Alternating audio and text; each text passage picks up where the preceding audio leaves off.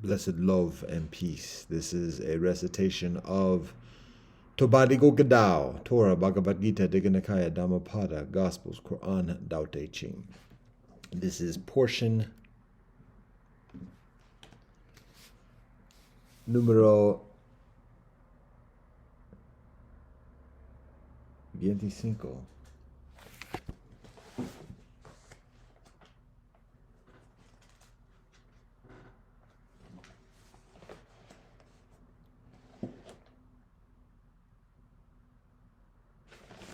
That includes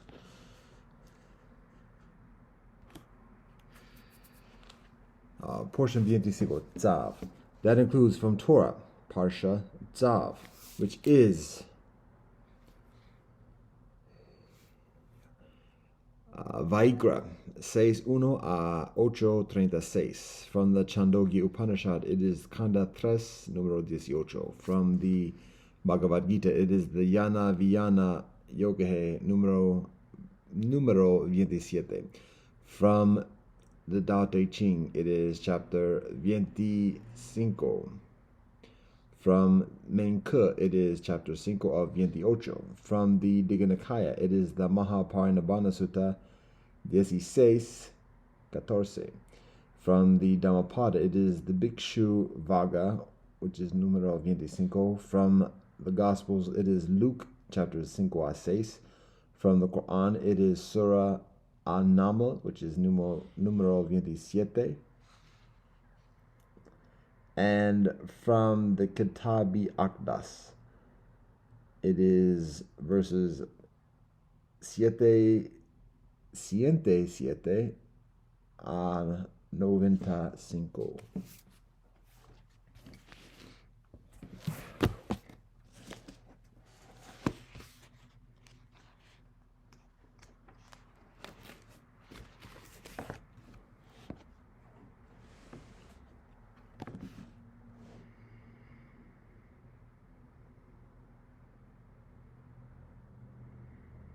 Bismillah ar-Rahmani ar-Rahim.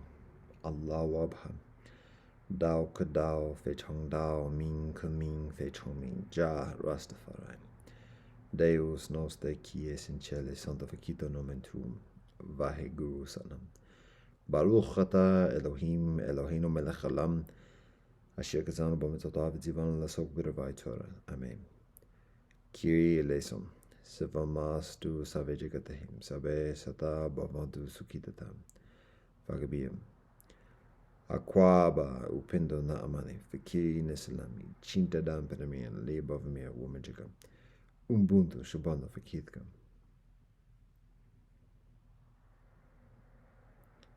Shishe, Kamosanina, Domo Arigato, Pilama Yellow Wokantoko, Tokodoka Shingun, Gomanigan. God, we thank you for all that you bless us. Ata Jamya Yata Afanami. Bado, Om Shanti Shanti Shanti. Amen.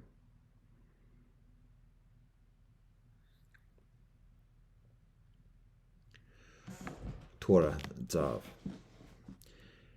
And Elohim spoke to Moshe, saying, Command Aaron and his sons, saying, This is the law of the burnt offering, that is the burnt offering which burns on the altar all night until matin, and the fire of the altar shall burn with it. And the Kohen shall don his linen tunic, and he shall don his linen trousers on his flesh, and he shall lift out the ashes into which the fire has consumed the burnt offering upon the altar, and put them down next to the altar. He shall then take off his garments and put on other garments, and he shall take out the ashes to a clean place outside the camp. And the fire on the altar shall burn on it, it shall not go out.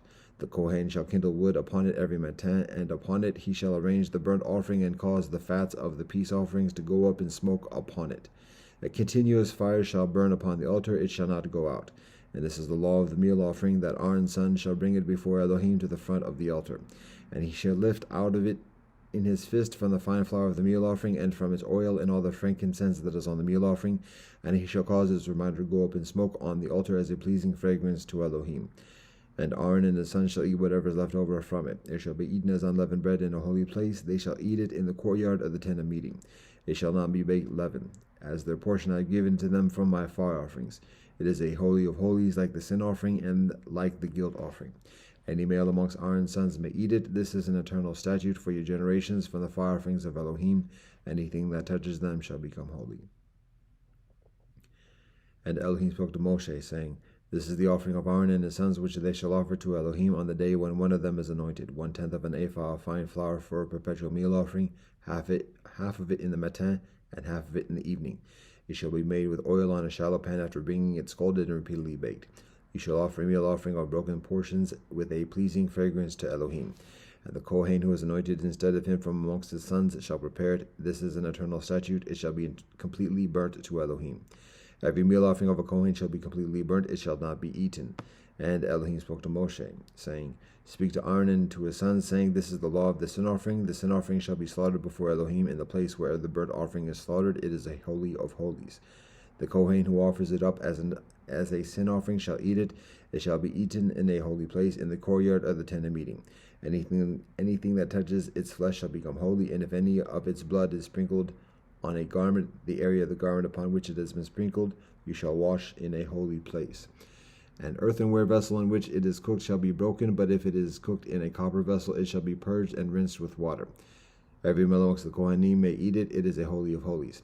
But any sin offering, some of whose blood was brought into the tent of meeting to make atonement in the holy, shall not be eaten. It shall be burned in fire.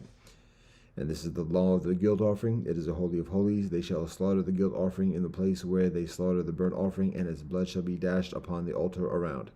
And all of its fat he shall offer from it, the tail and the fat covering the innards, and the 2 kidneys along with the fat that is upon them, which is on the flanks, and the diaphragm with the liver, along with the kidneys he shall remove it. And the Kohen shall cause them to go up in smoke on the altar as a pleasing fragrance to Elohim. It is a guilt offering. Any male amongst the Kohanim may eat it. It shall be eaten in a holy place. It is a holy of holies. Like the sin offering, so is the guilt offering. They have one law. The Kohen who effects atonement through it, to him it shall belong. And the Kohen who offers up a person's burnt offering, the skin of the burnt offering which he has offered up belongs to the Kohen. It shall be his.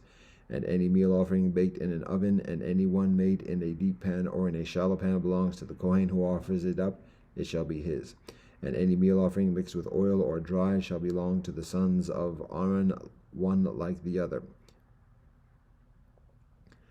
And this is the law of the peace offering, which he shall bring to Elohim. If he is bringing it as a thanksgiving offering, he shall offer, along with the thanksgiving offering, unleavened loaves mixed with oil, unleavened wafers anointed with oil, and scalded flour mixed with oil. Along with loaves of leavened bread, he shall bring his offering along with the thanksgiving peace offering. And he shall bring from it one out of each offering, as a separation for Elohim. The Kohen who dashes the blood of the peace offering, it shall be his. And the flesh of his thanksgiving peace offering shall be eaten on the day it is offered up. He shall not leave any of it over until Matan. But if his sacrifice is a vow or a voluntary donation, on the day he offers up his sacrifice, it may be eaten, and on the next day whatever is left over from it, it may be eaten. However, whatever is left over from the flesh of the sacrifice on the 3rd day shall be burned in fire.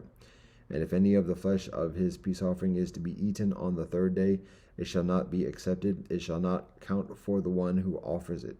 Rather, it shall be rejected, and the person who eats of it shall bear his sin.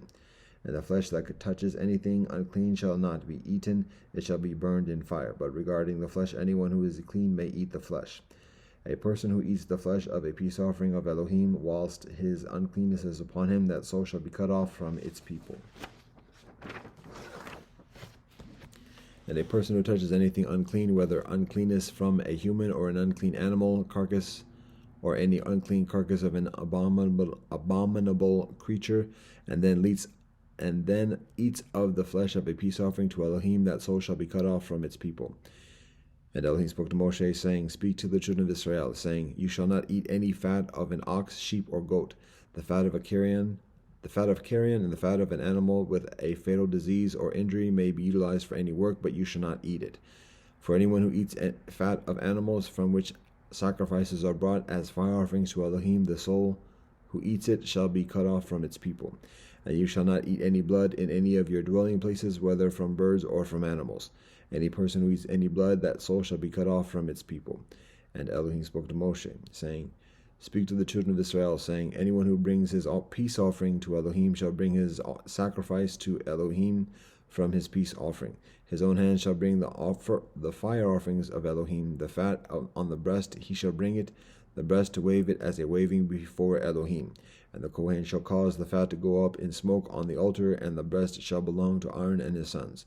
And you shall give the right thigh as an elevation offering to the Kohen from your peace offering. Any one of the sons of Aaron who offers up the blood of the peace offering and the fat, he shall have the right thigh as a portion. For I have taken the breast of the waving and the thigh of the elevation from the children of Israel from their peace offerings, and I have given them to Aaron the Kohen and to his sons as an eternal statute from the children of Israel.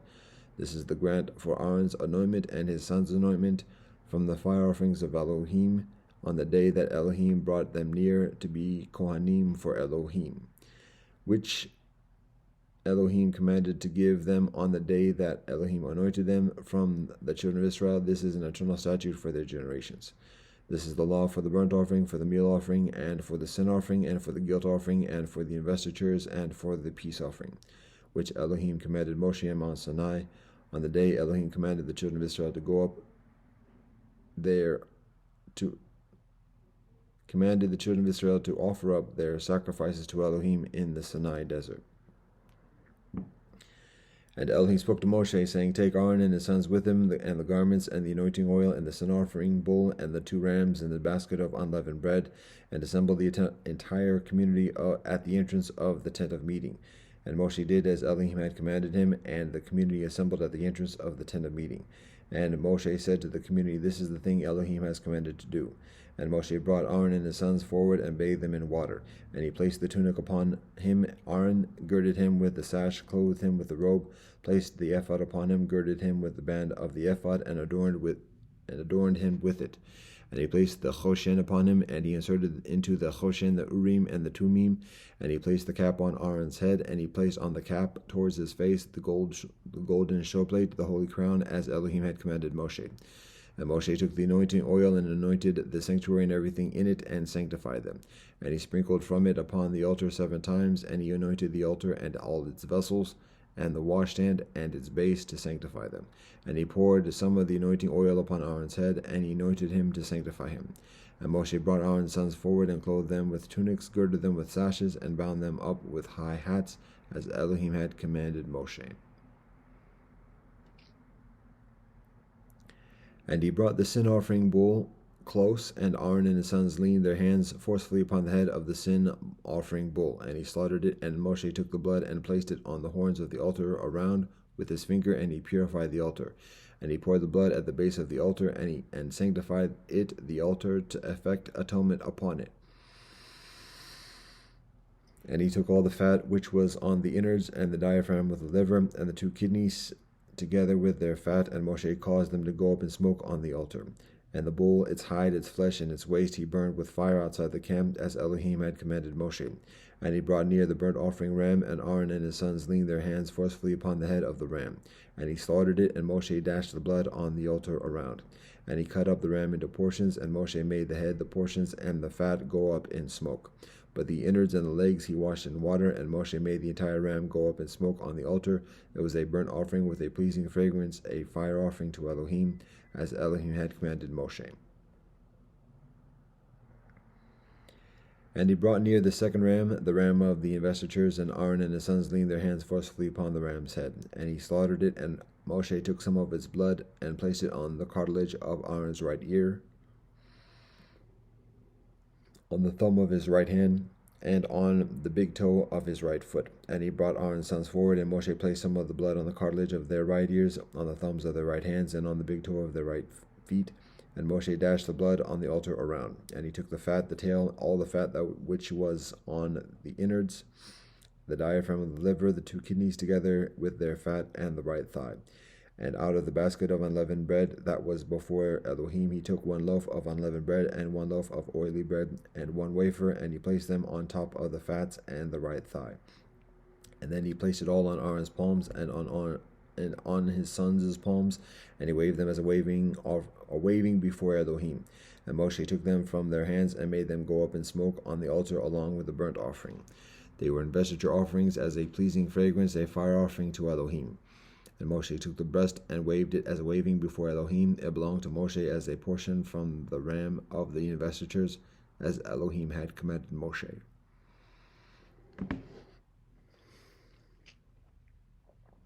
And Moshe took some of the anointing oil and some of the blood that was on the altar, and he sprinkled it on Aaron and on his garments and on his sons and on his sons' garments, and he sanctified Aaron his garments, his sons and his sons' garments with him.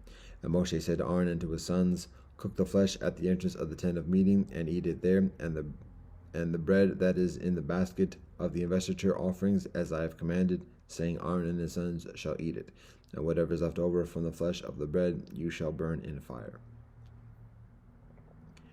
And you shall not leave the entrance of the tent of meeting for 7 days, until the day of the completion of your investiture days. He will inaugurate you for 7 days. As he did on this day, so Elohim has commanded to do, to effect atonement for you. And you shall stay day and night for 7 days at the entrance to the tent of meeting. You shall observe Elohim's command, so that you will not die. For thus I was commanded. And Aaron and his sons did all of the things that Elohim commanded through Moshe.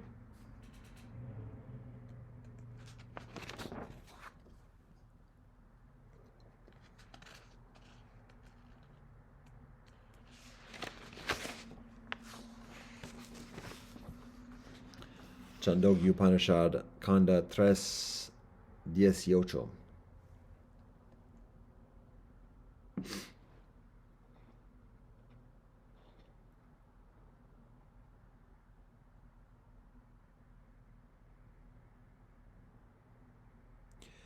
One should meditate on the mind as Brahman. This is said with reference to the body. One should meditate on the Akasha as Brahman. This is said with reference to the angels.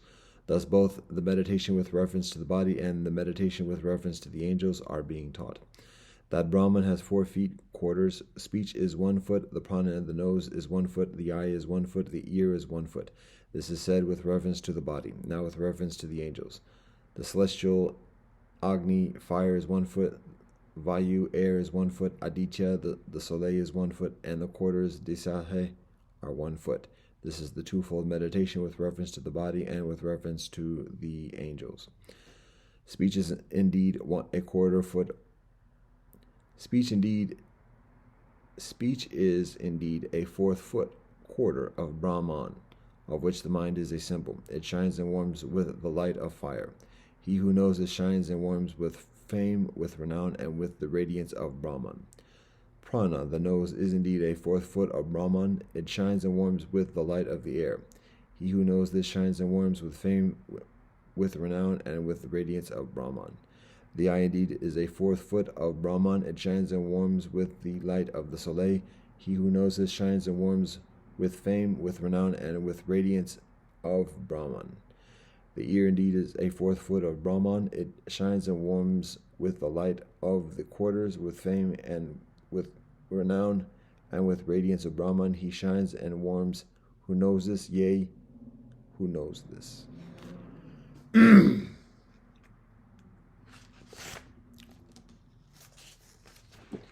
Bhagavad Gita, the Yana Vijnana Yogahe, numero 7. Sri Krishna says, Hear, O Partha, how with your mind attached to me and taking refuge in me and practicing yoga, you will without any doubt know me in full. I shall teach you in full both knowledge and experience, which being known, nothing further remains here for you to know. Amongst thousands of men, one here and there strives for perfection, and of those who strive and succeed, one perchance knows me in truth. Earth, water, fire, air, ether, mind, reason, and ego. Such is the eightfold division of my nature. This is my lower nature, but different from it, know, O mighty Arjuna, my higher nature, the indwelling spirit by which the universe is sustained. Know that these two form the womb of all beings. I am the origin of the entire universe and also its dissolution. There exists nothing whatever higher than I am, O Dhananjaya. All is strong on me as a row of gems on a thread. I am the savor of waters, O son of Kunti, the radiance of the soleil and moon. I am the syllable Om in all the Vedas, the sound in the ether. I am the manliness in man. I am the sweet fragrance in earth and the brightness in fire. In all beings I am the life, and I am the austerity in ascetics. Know me, O son of Prita, to be the eternal seed of all things that exist. I am the intelligence of the intelligent and the daring of the brave. I am the strength of the strong, free from longing and attachment. I am, O Master of the Bharatas, the desire in all beings that is not contrary to the Dharma. And whatever things there be of the nature of Sattva, Rajas, and Tamas, know they are all from me alone. I am not, however, in them, they are in me. Deluded by these threefold gunas constituting nature, this whole world fails to recognize me, who am above the gunas and immutable. Verily, this sacred Maya of mine, consisting of the gunas, is hard to overcome. But those who take refuge in me alone shall cross over this Maya. Evildoers and the deluded and the vilest amongst men, deprived of knowledge by Maya and following the way of the Asuras, do not worship me. 4 types of virtuous men worship me, O Arjuna: the man in distress, the man seeking knowledge, the man seeking enjoyment, and, O best of the Bharatas, the man endowed with wisdom.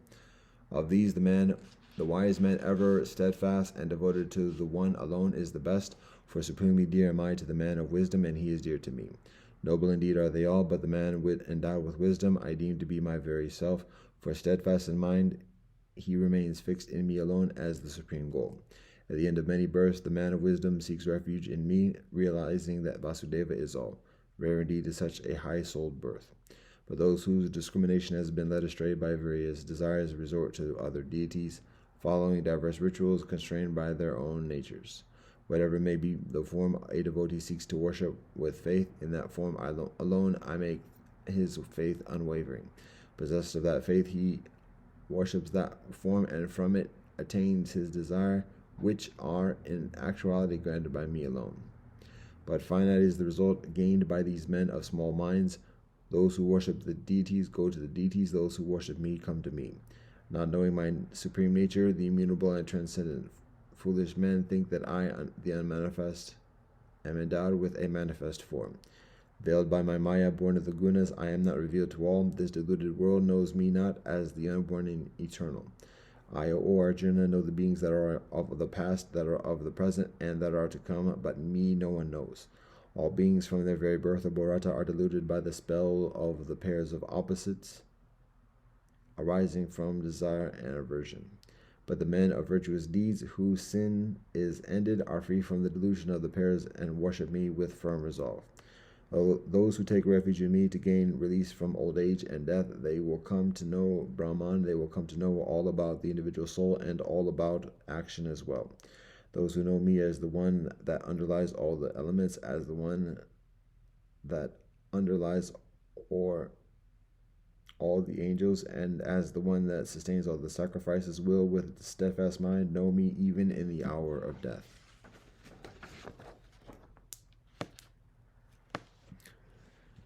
Tao Te Ching, chapter 25. There is something formlessly created, born before heaven and earth, so is silent, so ethereal, independent and changeless, circulating and ceaseless. It can be regarded as the more of the world. I do not know its name. Identifying it, I call it Tao. Forced to describe it, I call it great. Great means passing. Passing means receding. Receding means returning. Therefore the Tao is great, heaven is great, earth is great. The sovereign is also great. There are 4 greats in the universe, and the sovereign occupies one of them. Humans follow the laws of earth. Earth follows the laws of heaven. Heaven follows the laws of Tao. Tao follows the laws of nature.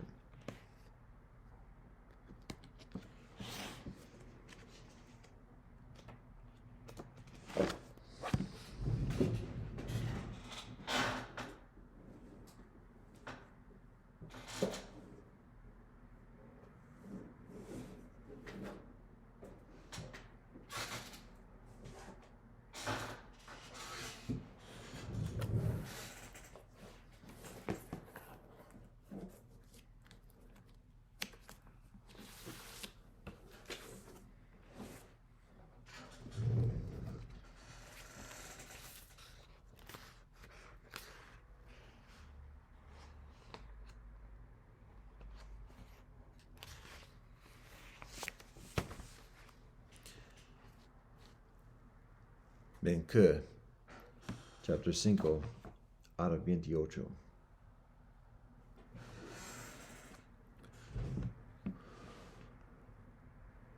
Gong Sun Cho asks Menke, saying, Master, if you were to obtain the ordering of the government of Qi, could you promise yourself to accomplish such results as those actualized by Guangzong and Yan? Manko says, "You are indeed a true man of Qi. You know about Guangzhong and Yan, and nothing further." Someone asks, Someone asked Zheng Qi, saying, "Sir, which do you give the superiority to yourself or to Zilu?" Zhang Ji looked uneasy and said, "He was an object of veneration to my grandfather." Then pursued the other, "Do you give the superiority to yourself or to Guangzhong?" Zhang Ji, flushed with anger and displeased, said, "How dare you compare me with Guangzhong? Considering how entirely Guangzhong possessed the confidence of his prince, how long he enjoyed the direction of the government of the state, and how long, after all, was what he accomplished, how is it that you liken me to him?" Thus concluded Menke, "Zheng Qi would not play Guangzhong, and is it what you desire from me that I should do so?" Guangsu Chou says, "Guangzhong raised his prince to be the leader of all the other princes, and Yan made his prince illustrious. And do you still think it would not be enough for you to do what they did?" Menko answers, "To raise Qi to the royal dignity would be as easy as it is to turn around the hand." "So," returned the other, "the perplexity of your disciple is hereby very much increased. There was King Wen, further, with all the virtue which belonged to him, and who did not die till he had reached 100 years, and still his influence had not penetrated throughout the kingdom. It required King Wu and the Duke of Tzav to continue his course, before that influence greatly prevailed. Now you say that royal dignity might be so easily obtained. Is King Wen then not a sufficient object for imitation?" Menko says, "How can King Wen be matched? From Tang to Wu Ding, there had appeared 6 or 7 worthy and sage sovereigns. The kingdom had been attached to Yin for a long time, and this length of time made its change difficult. Wu Ding had all the princes coming to his court, and possessed the kingdom as if it had been a thing which he moved round in his palm. Then Cao was removed from Wu Ding by no great interval of time. There were still remaining some of the ancient families and of the old manners, of the influence also which had emanated from the earlier sovereigns, and of their benevolent government. Further, there were the Viscount of Wei and his second son, their royal highnesses Bi Gan and the Viscount of Qi, and Zhao Ge, all men of ability and virtue, who gave their joint assistance to Zhao in his government. In consequence of these things, it took a long time for him to lose the throne. There was not a foot of ground which he did not possess. There was not one of all the people who was not his subject. So it was on his side, and King Wen at his beginning had only a territory of 100 square li. On all these accounts, it was difficult for him immediately to attain to the royal dignity. The people of Qi have a saying, 'A man may have wisdom and discernment, but that is not like embracing the favorable opportunity. A man may have instruments of husbandry, but that is not like waiting for the agricultural seasons.' The present time is one in which the royal dignity may be easily attained. In the flourishing periods of the Xia, Yin, and Zhao dynasties, the royal domain did not exceed 1,000 li, and Qi embraces so much territory.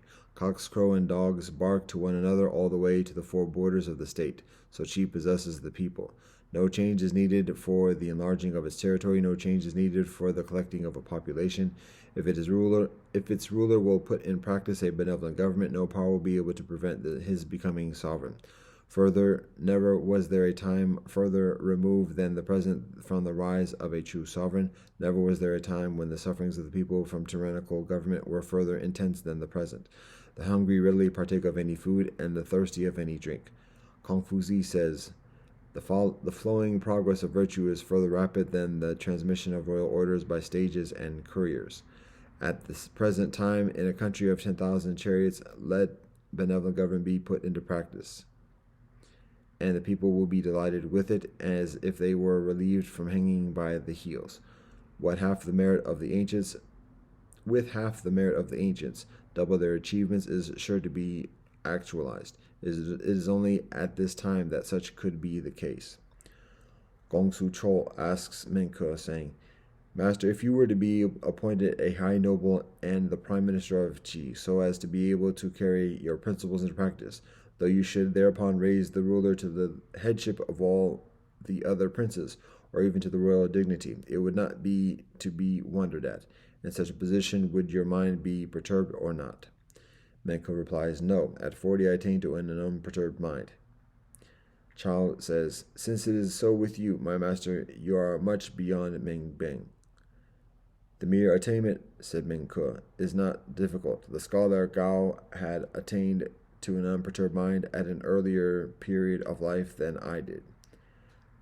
Chao asks, is there any way to an unperturbed mind? The answer is yes.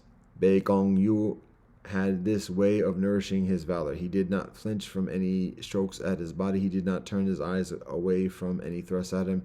He considered that the slightest push from anyone was the same as if he were being beaten before the crowds in the marketplace, and that what he would not receive from a common man in his loose, large garments of hair, neither should he receive from a prince of 10,000 chariots. He viewed stabbing a prince of 10,000 chariots just as stabbing a fellow dressed in cloth of hair. He feared not any of the princes. A bad word addressed to him be always returned. Meng Shishi had this way of nourishing his valor. He said, I look upon not conquering and conquering in the same way, to measure the enemy and then advance, to calculate the chances of victory and then engage. This is to stand in awe of the opposing force. How can I make certain of conquering? I can only rise superior to all fear. Meng Shishi resembled the philosopher Zhang. Bai Gong Yu resembled Zi Zhai. I do not know to the valor of which of the two the superiority should be ascribed, but yet Meng Shi attended to what was of the greater importance. Formerly, the philosopher Zhang said to Zi Chong, do you love valor? I heard an account of great valor from the master.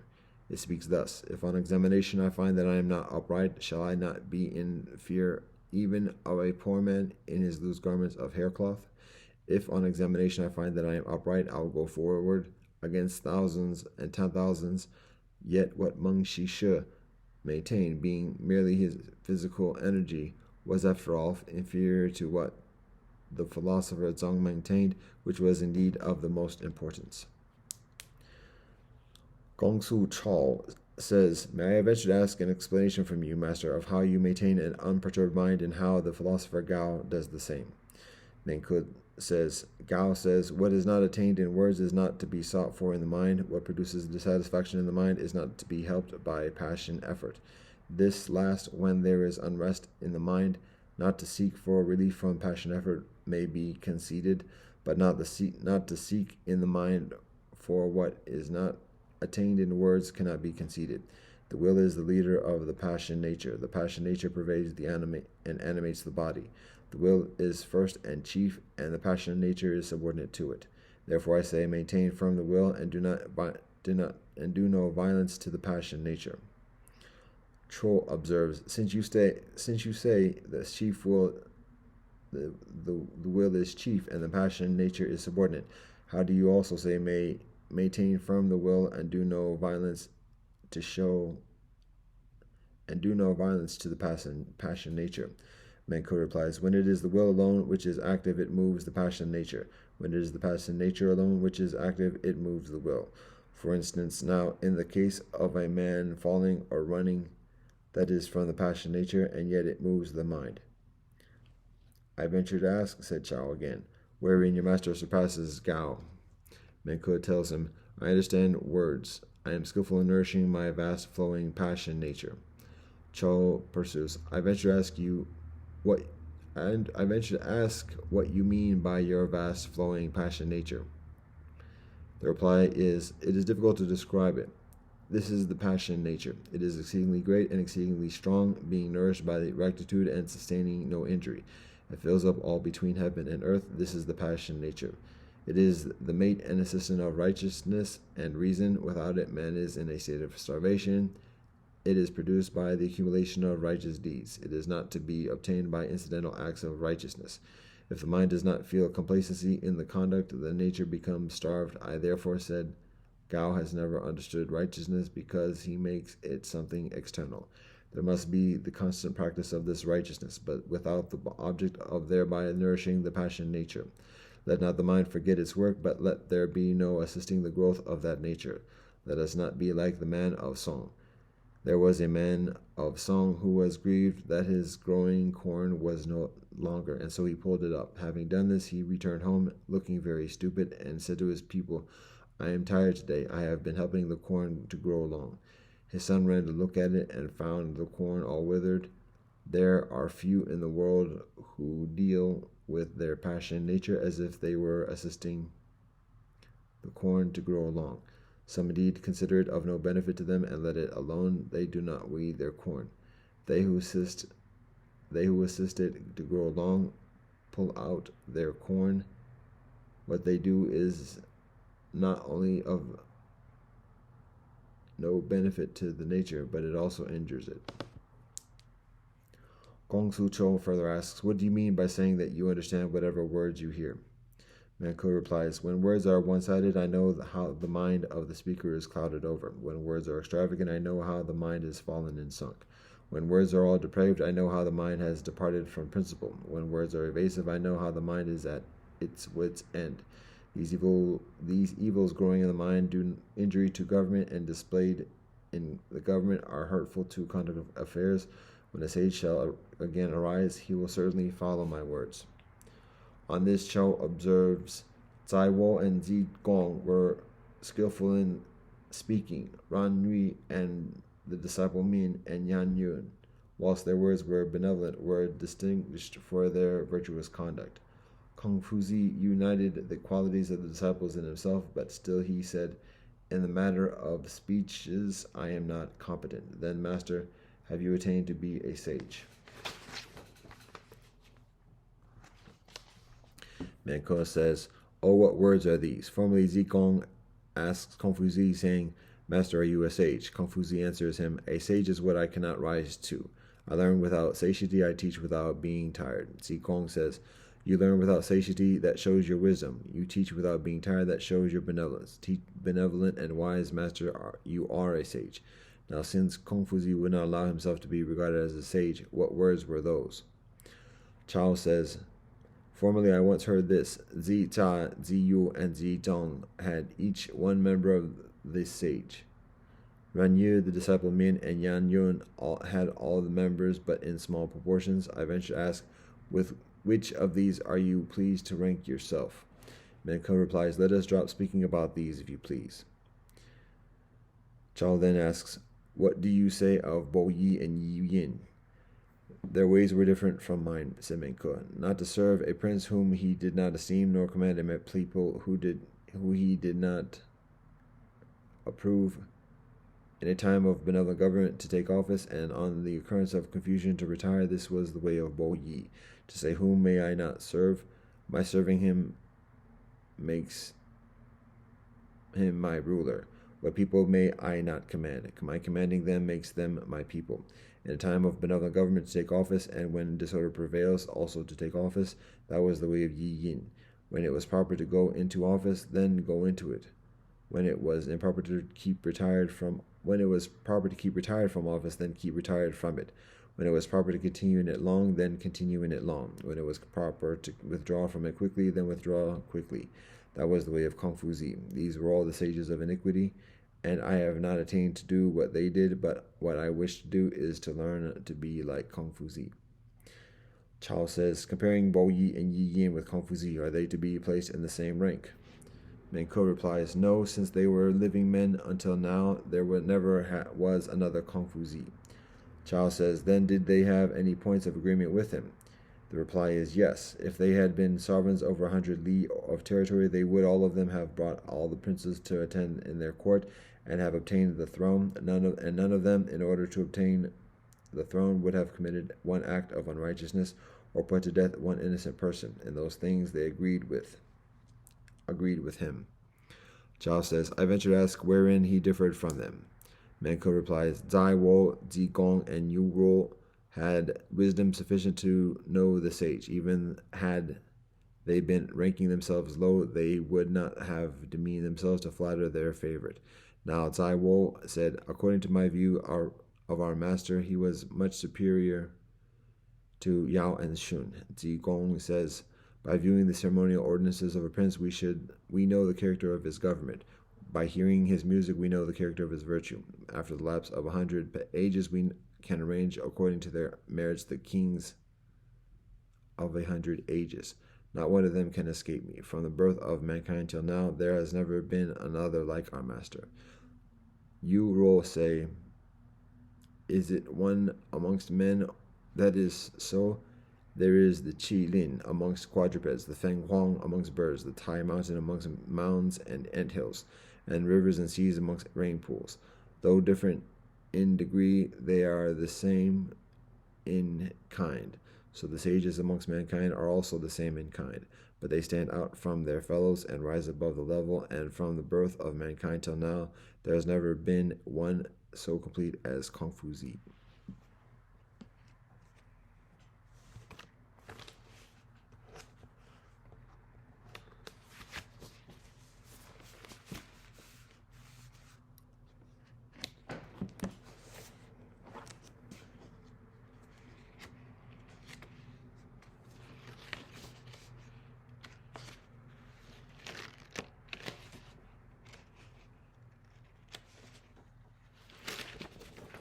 Digha Nikaya Mahaparinibbana Sutta 16, Chapter 4.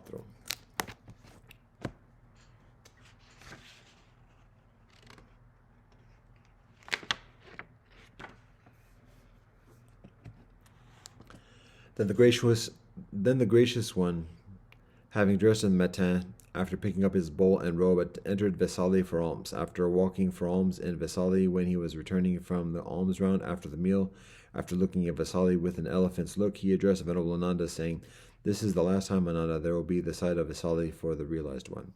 Come, Ananda, let us approach Bandagama." "Very well, Reverend Sir," Venerable Ananda replied to the gracious one. Then the gracious one, together with a great sangha of bhikshus, arrived at Bandagama. There the gracious one lived near Bandagama. There the gracious one said this to the bhikshus: "Because of a lack of understanding and a lack of penetration amongst of four things, both you and I have been wandering and running along in samsara for a long time." Which four? Because of a lack of understanding and a lack of penetration of noble truth, both you and I have been wandering and running along in samsara for a long time. Because of a lack of understanding, a lack of penetration of noble concentrated development, both you and I have been wandering and running along in samsara for a long time. Because of a lack of understanding and a lack of penetration of noble wisdom, both you and I have been wandering and running along in samsara for a long time.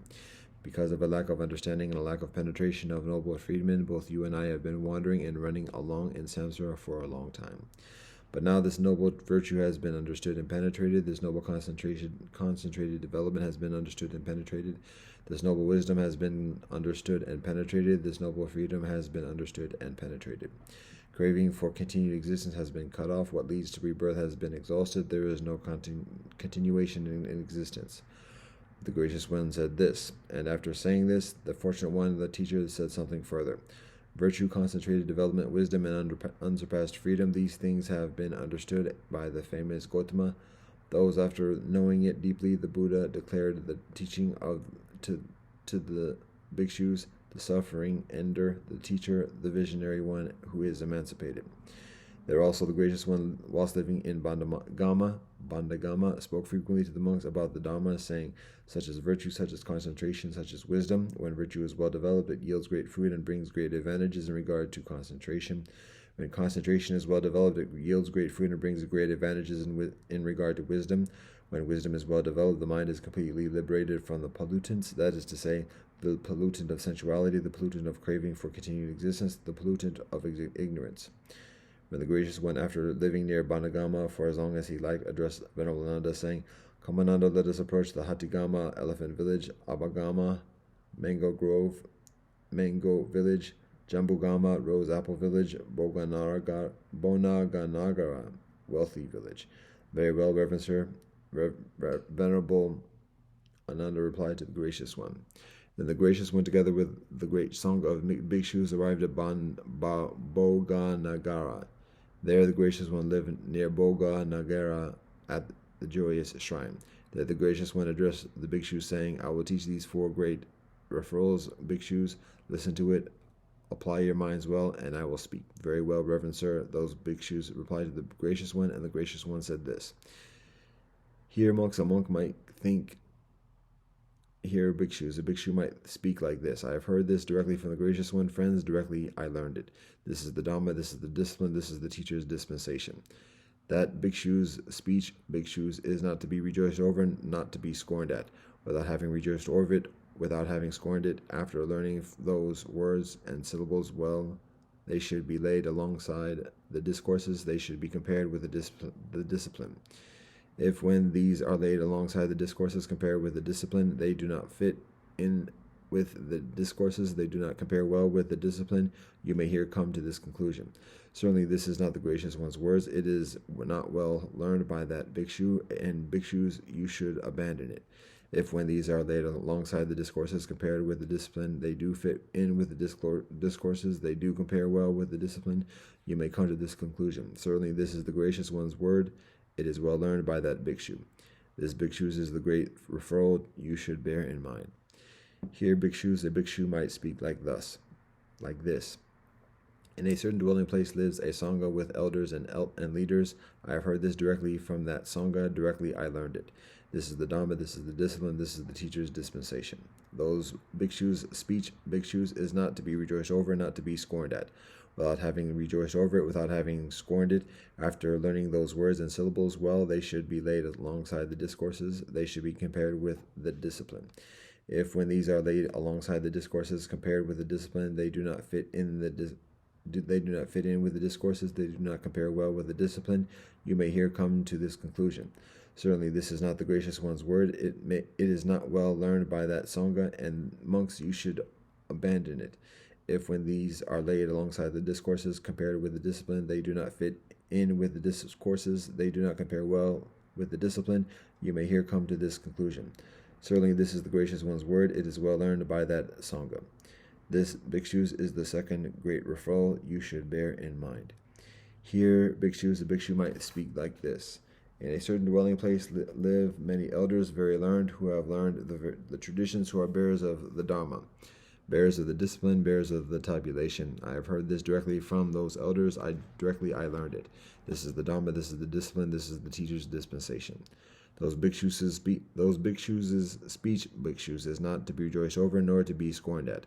Without having rejoiced over it, without having scorned it, after learning those words and syllables well, they should be laid alongside the discourses, they should be compared with the discipline.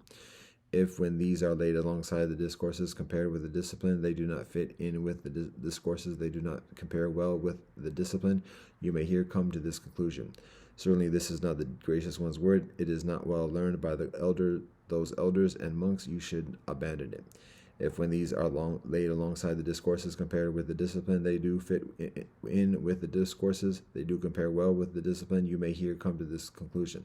Certainly this is the gracious one's word. It is well learned by those elders. This bhikshus is the third great referral you should bear in mind. Here bhikshus, a bhikshu might speak like this. In a certain dwelling place lives one elder, very learned, who has learned the traditions of a bearer of the Dharma, a bearer of the discipline, a bearer of the tabulation. I have heard this directly from that elder. Directly I learned it. This is the Dhamma, this is the discipline, this is the teacher's dispensation. That bhikshu's speech, bhikshus, is not to be rejoiced over, not to be scorned at. Without having rejoiced over it, without having scorned it, after learning those words and syllables well, they should be laid alongside the discourses, they should be compared with the discipline.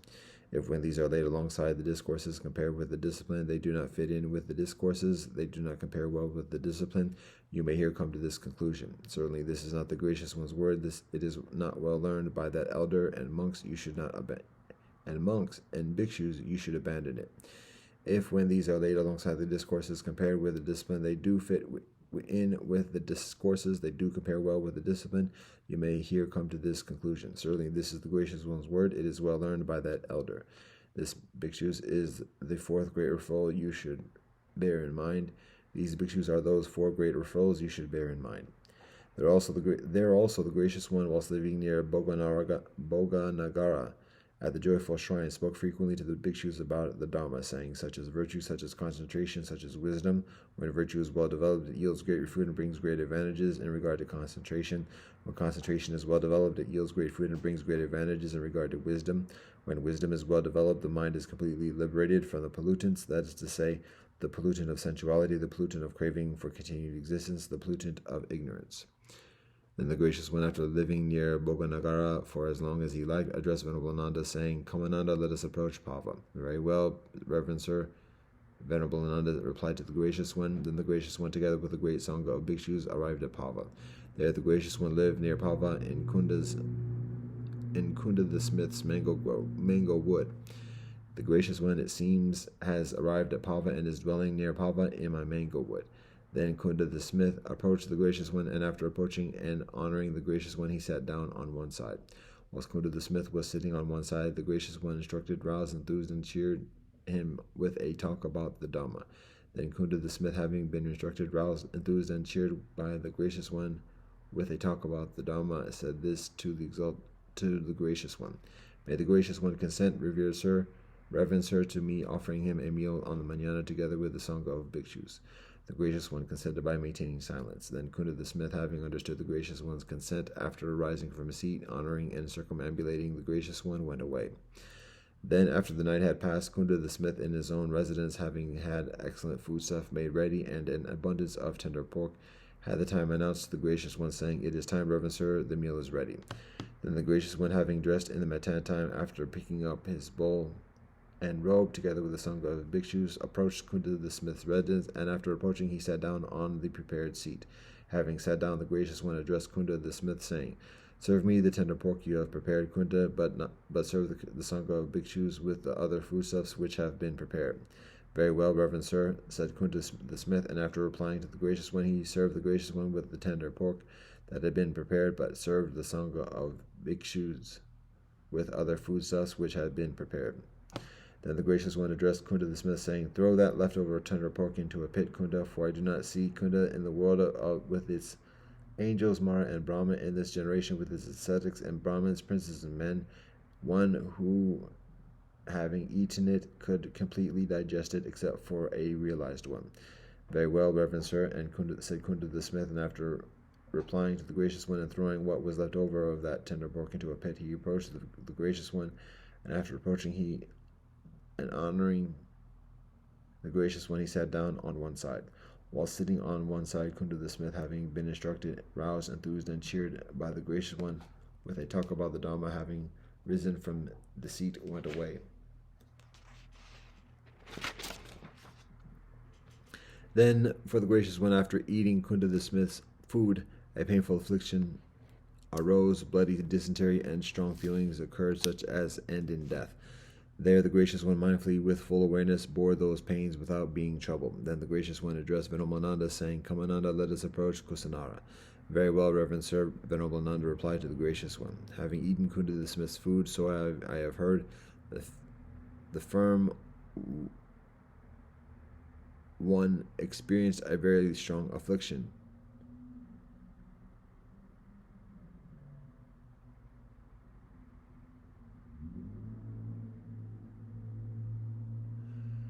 Having eaten Kunda the smith's food, so I have heard, the firm one experienced a very strong affliction, such as ends in death. For the teacher who has eaten tender pork, a very strong sickness arose. While still purging, the gracious one said, I will go to the town of Kusinara. Then the gracious one, having gone down from the road, approached the root of a certain tree, and after approaching, he addressed Venerable Ananda, saying, Come, Ananda, prepare the outer robe folded in four for me. I am weary, Ananda, and will sit down. Very well, reverend sir, said Venerable Ananda, and after replying to the gracious one, he prepared the outer robe folded in four, and the gracious one sat down on the prepared seat. While sitting, the gracious one addressed Venerable Ananda, saying, Come now, Ananda, bring drinking water. I am thirsty, Ananda, and will drink. After that was said, Venerable Ananda said this to the gracious one: Just now, reverend sir, 500 wagons have passed by, and the little water that flows, having been churned by the wheels, is stirred up and disturbed. The Kakuta river is not distantly away, with transparent water, agreeable water, cool water, pure water, with beautiful banks, a delightful place. There the gracious one can drink drinking water and cool his limbs. For a second time, the gracious one addressed Venerable Ananda, saying, Come now, Ananda, bring drinking water. I am thirsty, Ananda, and will drink. For a second time, Venerable Ananda said this to the gracious one: Just now, reverend sir, 500 wagons have passed by, and the little water that flows, having been churned by the wheels, is stirred up and disturbed. The Kakuta river is not distantly away, with transparent water, agreeable water, cool water, pure water, with beautiful banks, a delightful place. There the gracious one can drink drinking water, and can cool his limbs. For a third time, the gracious one addressed Venerable Ananda, saying, Come now, Ananda, bring drinking water. I am thirsty, Ananda, and will drink. Very well, Reverend Sir, said Venerable Nanda, and after replying to the gracious one and taking the ball, he approached the little river. Then that little river that was flowing, which had been churned by the wheels and was stirred up and disturbed as Venerable Nanda was approaching, flowed transparent, clear, and undisturbed. Then it occurred to Venerable Nanda, surely it is wonderful, surely it is marvelous, the realized one's great power and great majesty, and that little river that little river that is flowing, which has been churned by wheels and is stirred up and disturbed, as I was approaching, flowed transparent, clear, and undisturbed. After taking a bowl of drinking water, he approached the gracious one, and after approaching, he said this to the gracious one. It is wonderful, Reverend Sir, it is marvelous, Reverend Sir, the realized one's great power and great majesty, in that little river that is flowing, which has been churned by the wheels and is stirred up and disturbed, as I was approaching, flowed transparent, clear, and undisturbed. Please drink the water, gracious one. Please drink the water, fortunate one. And then the gracious one drank the water. Now, at that time, the Pukasa Malaputa, a disciple of Alara Kalama, was traveling along the highway from Pava to Kusinara. Pukasa Malaputa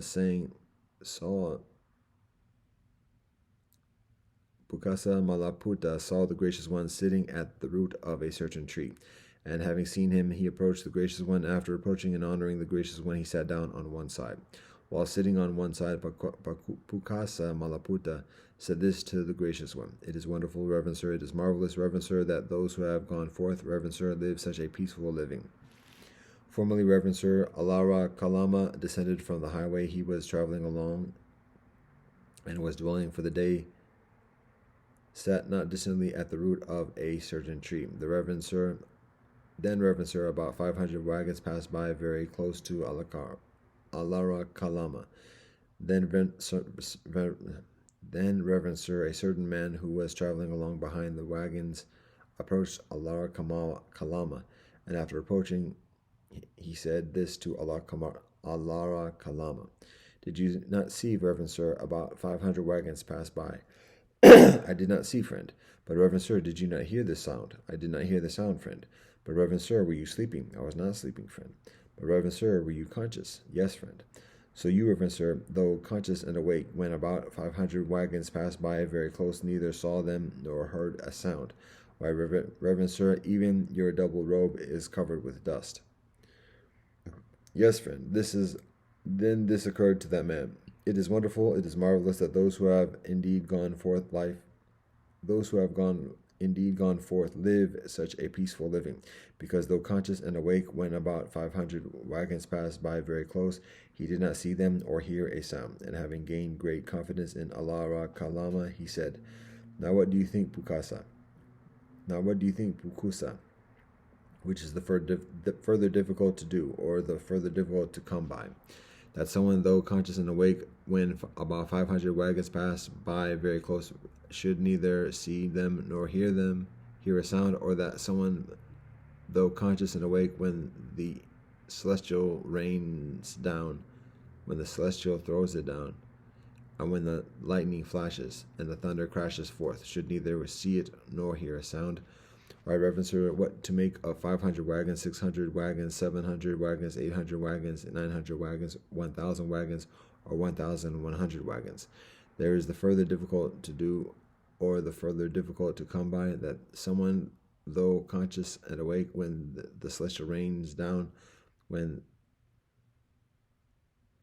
the angels throw it down, and the lightning flashes and the thunder crashes forth, should neither see it nor hear a sound. One day, Pukusa, I was living near Atuma at the decorated house. Now at that time the celestials rained down, and the celestials threw it down, and lightning flashed, and the thunder crashed forth, and not distantly away from the decorated house, two brothers who were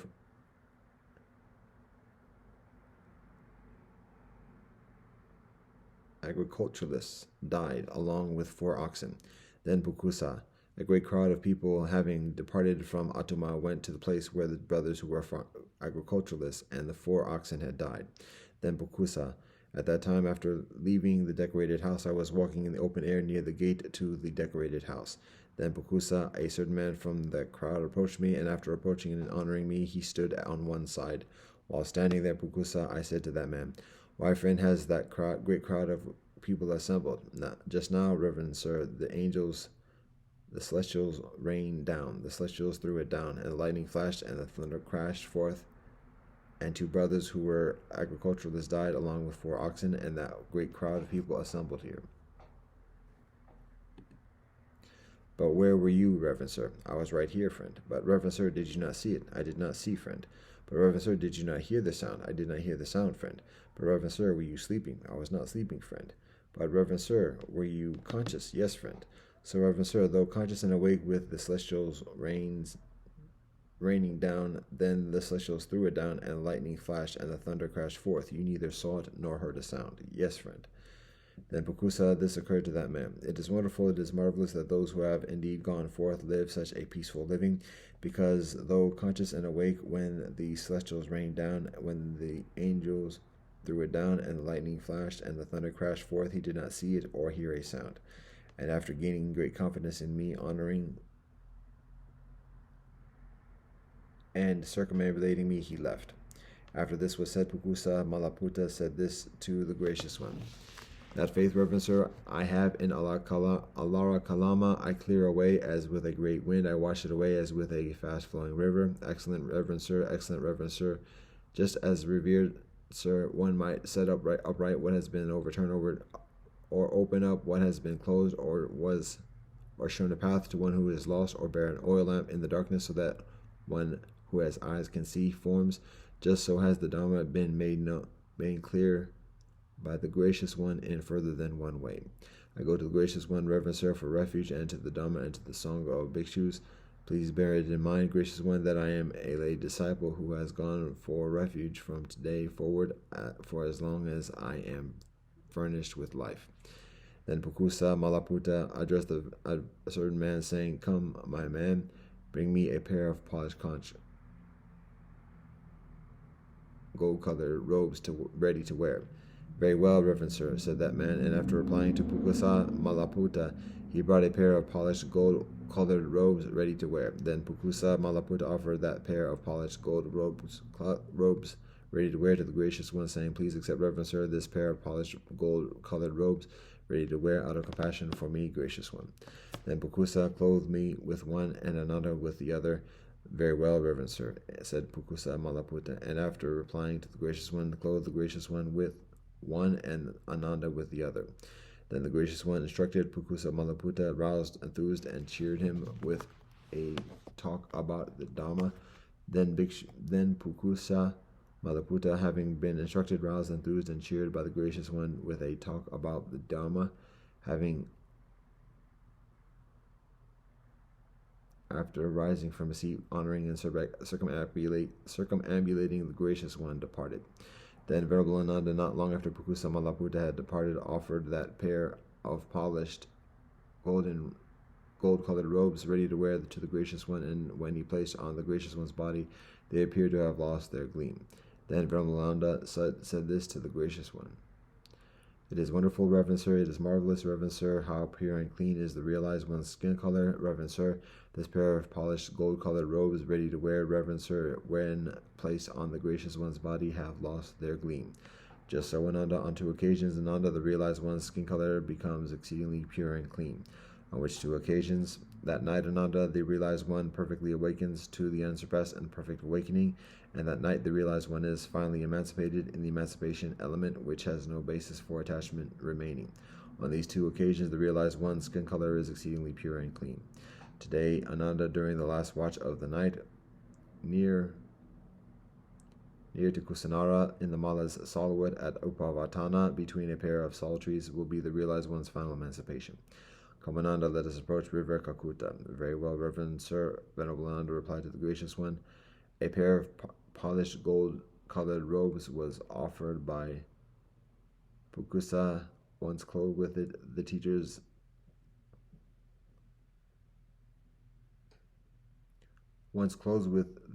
golden skin color shone forth. Then the gracious one with a great sangha of bhikshus went to the river Kakuta, and after going and entering into the river Kakuta, bathing and drinking and coming back out, he approached the mango wood, and after approaching, he addressed the Venerable Kundaka, saying, "Come now, Chundaka, prepare the outer robe, folded it in four for me. I am weary, Chundaka, and will lie down." "Very well, Reverend Sir," said Venerable Chundaka, and after replying to the gracious one, he prepared the outer robe, folded in four. Then the gracious one lay down on his right side in the lion's posture, after placing one foot on the top of the other, mindfully with full awareness, having applied his mind to the thought of rising. And Venerable Chundaka sat down right there in front of the gracious one. The awake one, having gone to the little river Kakuta, which had water that was transparent, pleasant, and clear, the teacher, very weary, entered the river, the realized one who is unmatched here in the world. After washing and drinking, the teacher came out, and in the middle of the sangha of bhikshus at the front, the teacher, the gracious one, having taught the Dhamma, here the great sage went to the mango wood. He addressed the bhikshu called Chundaka, saying, "Spread out the robe, folded in four for me to lie down on." Chunda, urged by the one who with developed mind, very quickly spread the robe folded in four. The teacher, very weary, lay down with Chunga sat right there at the front.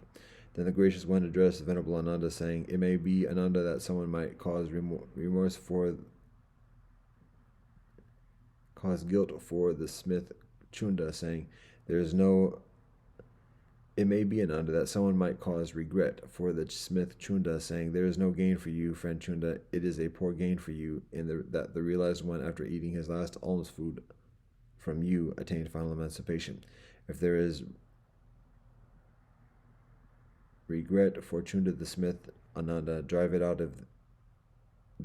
in this way, saying, 'There is a gain for you, friend Chunda. It is a benevolent gain for you in that the realized one, after eating his last alms food from you, attained final emancipation.' I heard this face to face with the gracious one, friend Chunda. I learned it face to face. There are these two alms food which have the very same excellent fruit, have the very same excellent result. That is a greater fruit and a greater result than the other alms food. Which two? That alms food which, after eating, the realized one awakens to the unsurpassed and perfect awakening, and that alms food which, after eating, the realized one attains final emancipation in the emancipation element, which has no basis for attachment remaining. These are the two alms food which have the same fruit, have the same result, and that is an exceedingly greater fruit, a greater result than other alms food. Friend Chunda the smith has accumulated a benevolent deed that is conducive to long life. Friend Chunda the smith has accumulated a benevolent deed that is conducive to beauty. Friend Chunda the smith has accumulated a benevolent deed that is conducive to happiness. Friend Chunda the smith has accumulated a benevolent deed that is conducive to fame. Friend Chunda the smith has accumulated a benevolent deed that is conducive to heaven. Friend Chunda the smith has accumulated a benevolent deed that is conducive to sovereignty.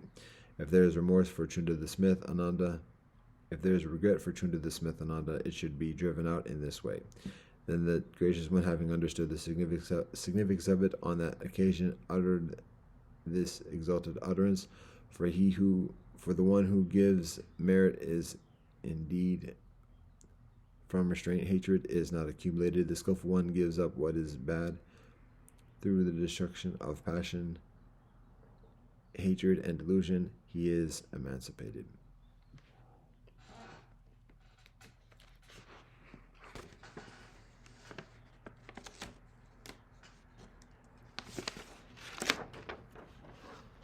Dhammapada, the Bhikshu Vaga, 25. Benevolent is restraint over the eye, benevolent is restraint over the ear, benevolent is restraint over the nose, benevolent is restraint over the tongue, benevolent is restraint in the body, benevolent is restraint in speech, benevolent is restraint in thought. Restraint everywhere is benevolent. The monk, restrained in every way, is freed from all suffering. He who has control over his hands, feet, and tongue, who is fully controlled, delights in upward development, is absorbed in meditation, keeps to himself, and is contented, Hindu people call a monk, a bhikshu. That bhikshu who has control over his tongue, is moderate in speech, unassuming, and who explains the Dhamma in both letter and spirit. Whatever he says is pleasing. The bhikshu who abides in the Dhamma, delights in the Dhamma, meditates on the Dhamma, and bears the Dhamma well in mind, he does not fall away from the sublime Dhamma. One should not despise what one has received, nor envy the gains of others. The bhikshu who envies the gains of others does not attain to meditative absorption. A bhikshu who does not despise what he has received, even though it be little, who is pure in livelihood and unremitting in effort, him even the angels honor. He who has no attachment whatsoever for the mind and body, who does not grieve for what he has not, he is truly called a bhikshu. The bhikshu who abides in universal love and is deeply devoted to the Dhamma of the Buddha attains the peace of Nibbana, the bliss of the cessation of all conditioned things. Empty this boat, O bhikshu. Emptied, it will sail lightly. Rid of lust and hatred, you shall reach Nibbana.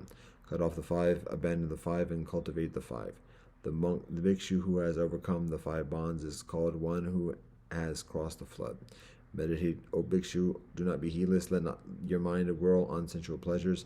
Heedless, do not swallow a red-hot iron ball, lest you cry when burning, oh, this is painful. There is no meditative concentration for him who lacks insight, and no insight for him who lacks meditative concentration. He in whom are found both meditative concentration and insight, indeed, is close to Nibbana. The bhikshu who has retired to a solitary abode and calmed his mind, who comprehends the Dhamma with insight, in him there arises a delight that transcends all human delights. Whenever he sees with insight the rise and fall of the aggregates, he is full of joy and happiness. To the discerning one, this reflects the deathless. Control the senses, contentment, restraint, according to the code of the monastic discipline. These form the basis of holy life here for the wise bhikshu. Let him associate with friends who are noble, energetic, and pure in life. Let him not be cordial and refined in conduct. Thus, full of joy, he will make an end of suffering. Just as the jasmine creeper sheds its withered flowers, even so, O bhikshus, should you totally shed lust and hatred. The monk who is calm in body, calm in speech, calm in thought, well composed, and who has spewed out worldliness, he truly is called serene. By oneself, one must censure oneself and scrutinize oneself. The self-guarded and mindful bhikshu will always live in happiness. One is one's own protector, one is one's own refuge. Therefore, one should control oneself, even as a trader controls a noble steed. Full of joy, full of faith in the Dharma of the Buddha, the monk attains the peaceful state, the bliss of cessation of conditioned things. That bhikshu who, whilst young, devotes himself to the Dhamma of the Buddha, illumines this world like the moon freed from clouds.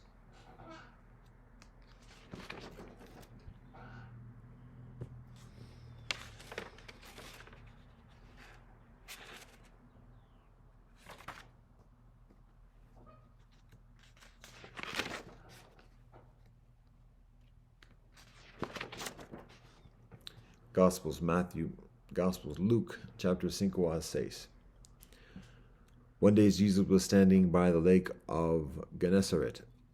The people were crowding around him and listening to the word of God. He saw at the water's edge 2 boats left there by the fishermen who were washing their nets. He got into one of the boats, the one belonging to Simon, and asked him to put out a little from shore. Then he sat down and taught the people from the boat. When he had finished speaking, he said to Simon, "Put out into deep water and let down the nets for a catch." Simon answered, "Master, we've worked hard all night, and haven't caught anything. But because you say so, I will let down the nets." When they had done so, they caught such a large number of fish that their nets began to break. So they signaled their partners in the other boat to come and help them, and they came and filled both boats so full that they began to sink. When Simon Peter saw this, he fell at Jesus' knees and said, "Go away from me, Master, I am a sinful man."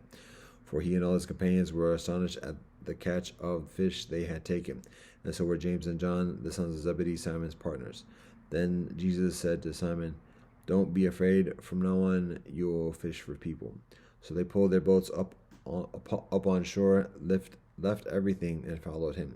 While Jesus was in one of the towns, a man came along who was covered with leprosy. When he saw Jesus, he fell with his face to the ground and begged him, "Master, if you are willing, you can make me clean." Jesus reached out his hand and touched the man. "I am willing," he said, "be clean." And immediately the leprosy left him. Then Jesus ordered him, "Don't tell anyone, but go show yourself to the priest and offer the sacrifices that Moshe commanded for your cleansing as a testimony to them." Yet the news about him spread all the further, so that the crowds of people came to hear him and to be healed of their sickness. But Jesus often withdrew to lonely places and prayed. One day Jesus was teaching, and Pharisees and teachers of the law were sitting there. They had come from every village of Galilee and from Judea and Jerusalem, and the power of God was with Jesus to heal the sick. Some men came carrying a paralyzed man on a mat and tried to take him into the house to lay him before Jesus. When they could not find a way to do this because of the crowd, they went up on the roof and lowered him on his mat through the tiles into the middle of the crowd, right in front of Jesus. When Jesus saw their faith, he said, "Friend, your sins are forgiven." The Pharisees and the teachers of the law began thinking to themselves, "Who is this fellow who speaks blasphemy? Who can forgive sins but God alone?" Jesus knew what they were thinking and asked, "Why are you thinking these things in your hearts? Which is easier to say, 'Your sins are forgiven,' or to say, 'Get up and walk'? But I want you to know that the Son of Man has authority on earth to forgive sins." So he said to the paralyzed man, "I tell you, get up, take your mat, and go home." Immediately he stood up in front of them, took what he had been lying on, and went home, praising God. Everyone was amazed and gave praise to God. They were filled with awe and said, "We have seen remarkable things today." After this, Jesus went out and saw a tax collector by the name of Levi sitting at his tax booth. "Follow me," Jesus said to him, and Levi got up and left everything and followed him. Then Levi held a great banquet for Jesus at his house, and a large crowd of tax collectors and others were eating with them. But the Pharisees and the teachers of the law who belonged to their sect complained to his disciples, "Why do you eat and drink with tax collectors and sinners?" Jesus answered them, It is not the healthy who need a doctor, but the sick. I have not come to call the righteous, but sinners to repentance." They said to him, "John's disciples often fast and pray, and so do the disciples of the Pharisees, but yours go on eating and drinking." Jesus answered, "Can you make the friends of the bridegroom fast while he is with them? But the time will come when the bridegroom will be taken from them. In those days they will fast." He told them this parable: "No one tears a portion out of a new garment to patch an old one. Otherwise they will have torn the new garment, and the patch from the new will not match the old. And no one pours new wine into old wineskins. Otherwise the new wine will burst the skins. The wine will run out, and the wineskins will be ruined. No, new wine must be poured into new wineskins. And no one, after drinking old wine, wants the new, for they say the old is better." One Shabbat, Jesus was going through the grain fields, and his disciples began to pick some heads of grain, rub them in their hands, and eat the kernels. Some of the Pharisees asked, "Why are you doing what is unlawful on Shabbat?" Jesus answered them, "Have you never read what David did when he and his companions were hungry? He entered the house of God, and taking the consecrated bread, he ate what is lawful only for priests to eat, and he also gave some to his companions." Then Jesus said to them, "The Son of Man is the master of Shabbat." On another Shabbat he went into the synagogue and was teaching, and a man was there whose right hand was shriveled. The Pharisees and the teachers of the law were looking for a reason to accuse Jesus, so they watched him closely to see if he would heal on Shabbat. But Jesus knew what they were thinking and said to the man with the shriveled hand, "Get up and stand in front of everyone." So he got up and stood there. Then Jesus said to them, "I ask you, which is lawful on Shabbat, to do benevolence or to do evil, to save life or to destroy it?" He looked around at them all and then said to the man, "Stretch out your hand." He did so, and his hand was completely restored. But the Pharisees and the teachers of the law were furious and began to discuss with one another what they might do to Jesus. One of those days Jesus went out to a mountainside to pray and spent the night praying to God. When the night time came, he called his disciples to him and chose 12 of them, whom he had designated apostles: Simon, who he named Peter, his brother Andrew, James, John, Philip, Bartholomew, Matthew, Thomas, James, the son of Alphaeus, Simon, who was called the Zealot, Judas, son of James, and Judas Iscariot, who became a traitor. He went down with them and stood on a level place. A large crowd of his disciples was there, and a great number of people from all over Judea, from Jerusalem, and from the coastal region around Tyre and Sidon, who had come to hear him and be healed of their diseases. Those troubled by impure spirits were cured, and the people all tried to touch him, because power was coming from him and healing them all. Looking at his disciples, he said, "Blessed are you who are poor, for yours is the sovereignty of God. Blessed are you who hunger now, for you will be satisfied. Blessed are you who grieve now, for you will laugh. Blessed are you when people hate you when they exclude you and insult you and reject your name as evil because of the Son of Man. Rejoice in that day and leap for joy, because great is your reward in heaven, for that is how their ancestors treated the prophets. But woe to you who are rich, for you already have received your comfort. Woe to you who are well fed now, for you will go hungry. Woe to you who laugh now, for you will grieve and weep. Woe to you when everyone speaks well of you, for that is how their ancestors treated the false prophets. But to you who are listening, I say, love your enemies, do benevolence to those who hate you, bless those who curse you, pray for those who mistreat you. If someone slaps you on one cheek, turn to them the other also. If someone takes your coat, do not withhold your shirt from them. Give to everyone who asks you, and if anyone takes what belongs to you, do not demand it back. Do to others as you would have them do to you. If you love those who love you, what credit is that to you? Even sinners love those who love them. And if you do benevolence to those who are benevolent to you, what credit is that to you? Even sinners do that.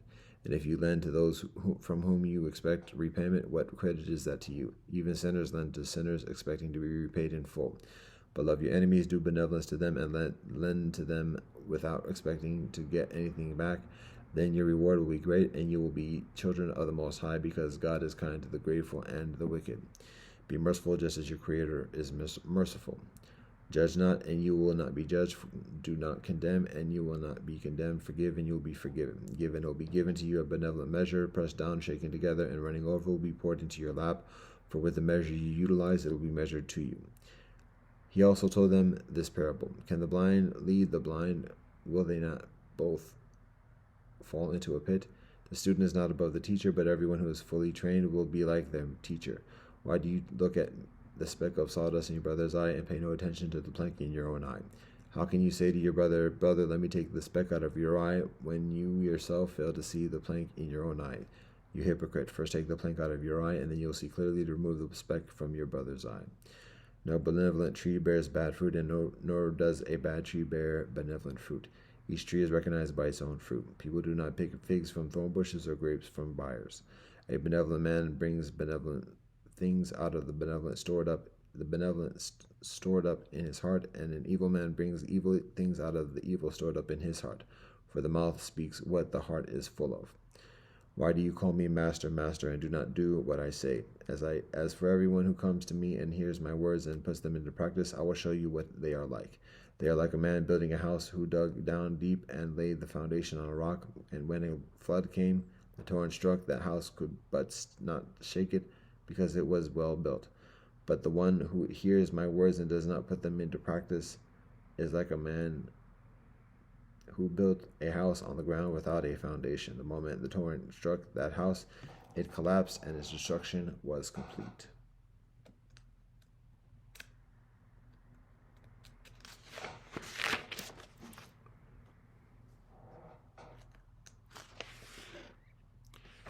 Quran, Surah An-Naml, número 27. Bismillah ar-Rahman ar-Rahim. In the name of Allah, most gracious, most merciful. These are the verses of the Quran, a book that makes things clear, a guide and glad tidings for the believers, those who establish regular prayers and give in regular charity, and also have full assurance of the hereafter. As of those who believe not in the hereafter, we have made their deeds pleasing in their eyes, and so they wander about in distraction. Such are they for whom a grievous penalty is waiting, and in the hereafter theirs will be the greatest loss.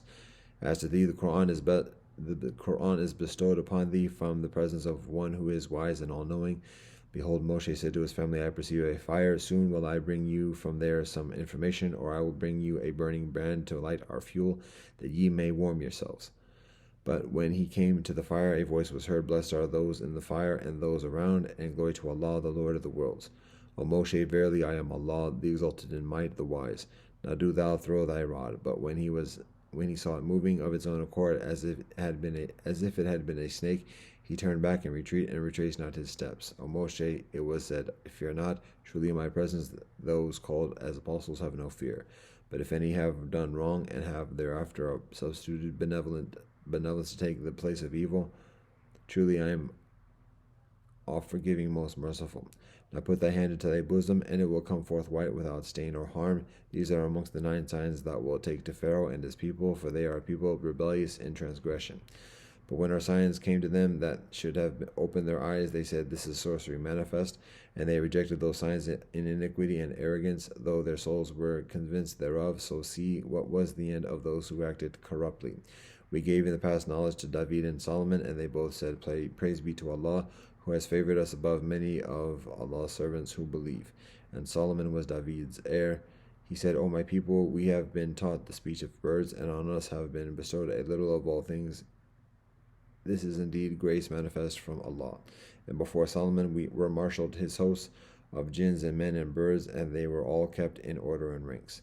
At length, when they came to a lowly valley of ants, one of the ants said, O ye ants, get into your habitations, lest Solomon and his hosts crushed you underfoot without knowing it. So he smiled, amused at her speech, and he said, O my Lord, so order me that I may be grateful for thy favors, which thou hast bestowed on me and on my parents, and that I may work the righteousness that will please thee, and admit me by thy grace to the ranks of thy righteous servants. And he took a muster of the birds, and he said, Why is it I see not the hope, or is he amongst the absentees? I will certainly punish him with a severe penalty, or execute him, unless he bring me a clear reason for absence. But the Hobu tarried not distantly. He came up and said, I have compassed territory which thou hast not compassed. I have come to thee from Saba with tidings true.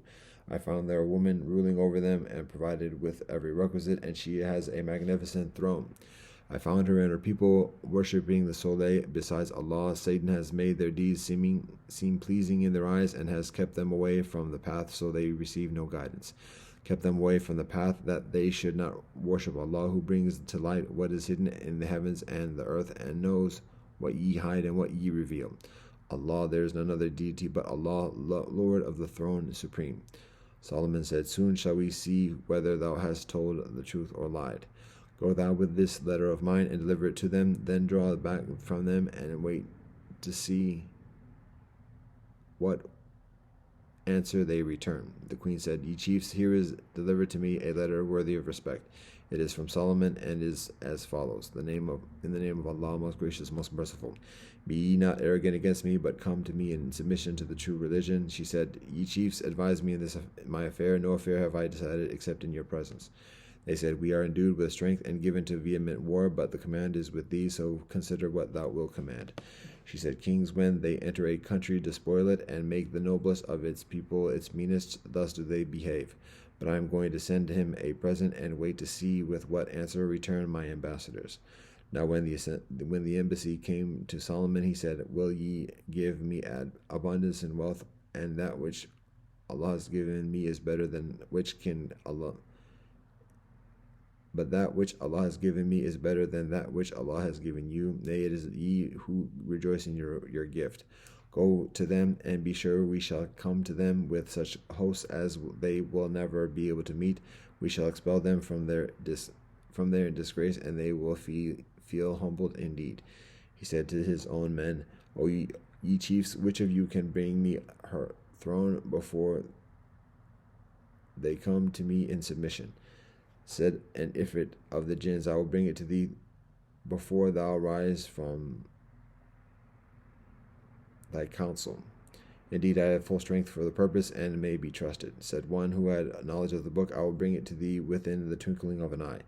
Then when Solomon saw it placed firmly before him, he said, This is by the grace of my Lord, to test me whether I am grateful or ungrateful. And if any is grateful, truly his gratitude is a gain for his own soul. But if any is ungrateful, truly my Lord is free of all wants, supreme in honor. He said, Transform her throne out of all recognition. By her, let us see whether she is guided to the truth, or is one of those who receive no guidance. So when she arrived, she was asked, Is this thy throne? She said, It was just like this, and knowledge was bestowed on us as in advance of this, and we have submitted to Allah in Islam. And he diverted her from the worship of others besides Allah, for she was sprung of a people that had no faith. She was asked to enter the lofty palace, but when she saw it, she thought it was a lake of water, and she tucked up her skirts, uncovering her legs. He said, This is but a palace paved smooth with slabs of glass. She said, O my Lord, I have indeed wronged my soul. I do now submit in Islam with the Solomon to the Lord of the worlds. We sent aforetime to the Talmud their brother Salih, saying, Serve Allah, but behold, they became two factions quarreling with each other. He said, O my people, why ask ye to hasten on the evil in preference to the benevolent? If only ye ask Allah for forgiveness, ye may hope to receive mercy. They said, Ill omen do we augur from thee and those that are with thee? He said, Your ill omen is with Allah, yea, ye are a people under trial. There were in the city 9 men of a family who made mischief in the land and would not reform. They said, Swear a mutual oath by Allah that we shall make a secret night attack on him and his people, and that we shall then say to his heir when he seeks vengeance, We were not present at the slaughter of his people, and we are positively telling the truth. They plotted and planned, but we too planned, even whilst they perceived it not. Then see what was the end of their plot. That we destroyed them and their people, all of them. Now such were their houses in utter ruin, because they practiced wrongdoing. Verily, and this is a sign for people of knowledge. And we saved those who believed and practiced righteousness. We also sent Lot as an apostle. Behold, he said to his people, Do ye do what is shameful, though ye see its iniquity? Would ye truly approach men in your lust rather than women? Nay, ye are people grossly ignorant. But his people gave no other answer but this. They said, Drive out the followers of Lot from your city. These are indeed men who want to be clean and pure. But we saved him and his family, except his wife. Her we destined to be of those who lag behind. And we rained down on them a shower of brimstone, and evil was the shower of those who were admonished, but he did not. Say praise be to Allah, and peace on Allah's servants, whom Allah has chosen for Allah's message. Who is better, Allah or the false deities they associate with Allah? Or who has created the heavens and the earth, and who sends you down rain from the sky? Yea, with it we cause to grow well-planted orchards full of beauty of delight. It is not in your power to cause the growth of the trees in them. Can there be another deity besides Allah? Nay, they are a people who swear from justice. Or who has made the earth firm to live in, made rivers in its midst, set thereon mountains immovable, and made a separating bar between the two bodies of flowing water? Can there be another deity besides Allah? Nay, most of them know not. Or who listens to the soul distressed when it calls on Allah, and who relieves its suffering and makes you mankind inheritors of the earth? Can there be another deity besides Allah? Little it is that ye heed. Or who guides you through the depths of darkness on land and sea, and who sends the winds as heralds of glad tidings, going before Allah's mercy? Can there be another deity besides Allah? High is Allah above what they associate with Allah. Or who originates creation, then repeats it, and who gives you sustenance from heaven and earth? Can there be another deity besides Allah? Say, bring forth your argument if you are telling the truth. Say, none in the heavens or on earth except Allah knows what is hidden, nor can they perceive what they shall be raised up for judgment. Still less can their knowledge comprehend the hereafter. Nay, they are in doubt and uncertainty thereof. Nay, they are blind thereunto. The unbelievers say, What? When we become dust, we and our fathers, shall we truly be raised from the dead? It is true, we were promised this, we and our fathers before us. These are nothing but tales of the ancients. Say, Go ye through the earth, and see what has been the end of those guilty of sin. But grieve not over them, nor distress thyself because of their plots. They also say, When will this promise come to pass? Say, if ye are truthful. Say, It may be that some of the events which ye wish to hasten on may be close in your pursuit. But verily thy Lord is full of grace to mankind, yet most of them are ungrateful. And verily thy Lord knoweth all that their hearts do hide, as well as all that they reveal. Nor is there aught of the unseen in heaven or earth, but is recorded in a clear record. Verily this Quran doth explain to the children of Israel most of the matters in which they disagree. And it certainly is a guide and a mercy to those who believe. Verily thy Lord will decide between them by Allah's decree, and Allah is exalted in might, all-knowing. So put thy trust in Allah, for thou art on the path of manifest truth. Thou canst not cause the dead to listen, nor canst thou cause the deaf to hear the call, especially when they turn back in retreat. Nor canst thou be a guide to the blind to prevent them from straying. Only those will thou get to listen who believe in our signs, and they will bow in Islam. And when the word is fulfilled against them, the unjust, we shall produce from the earth a beast to face them. He will speak to them, for that mankind did not believe with assurance in our signs. One day we shall gather together from every people a troop of those who reject our signs, and they shall be kept in ranks. Until when they come before the judgment seat, Allah will say, Did ye reject my signs, though ye comprehended them not in knowledge? Or what was it ye did? And the word will be fulfilled against them because of their wrongdoing, and they will be unable to speak and plead.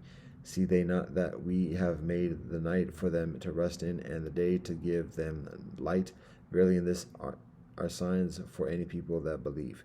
And the day that the trumpet will be sounded, then will be smitten with terror those who are in the heavens and those who are on earth, except such as Allah will please to exempt, and all shall come to Allah's presence as beings conscious of their lowliness.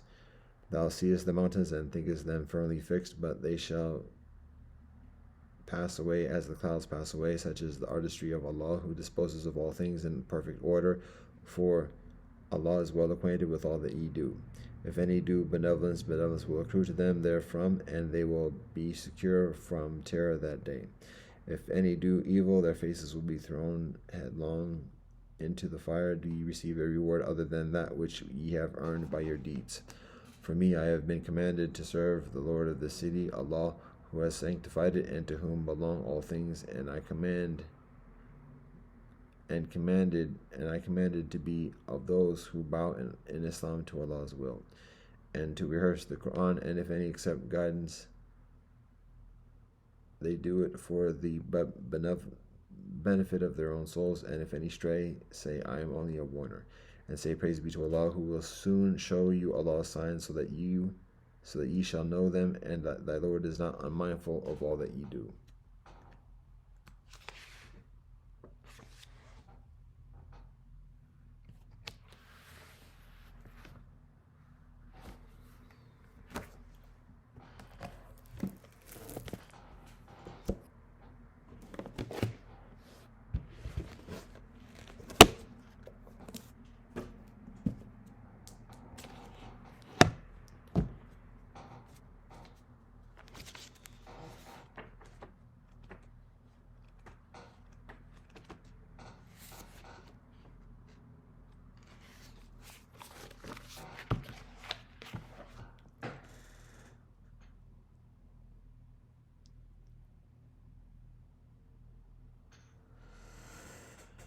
Kitab Yaqdas, verse 107 a 95.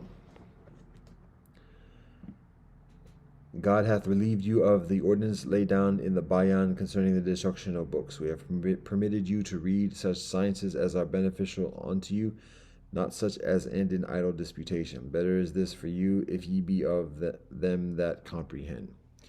O kings of the earth, God, who is the sovereign Lord of all, is come. The sovereignty is God's, the omnipotent protector, the self-subsisting. Worship none but God, and with radiant hearts lift up your faces unto your Lord, the Lord of all names. This is a revelation to which whatever ye possess can never be compared, could ye but know it.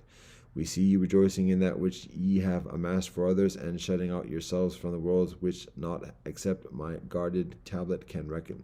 The treasures ye have laid up have drawn you distantly away from your ultimate objective. This ill beseemeth you, could ye but understand it. Wash from your hearts all earthly defilements, and hasten to enter the sovereignty of your Lord, the creator of earth and heaven, who caused the world to tremble and all its peoples to wail, except them that have renounced all things and clung to that which the hidden tablet hath ordained.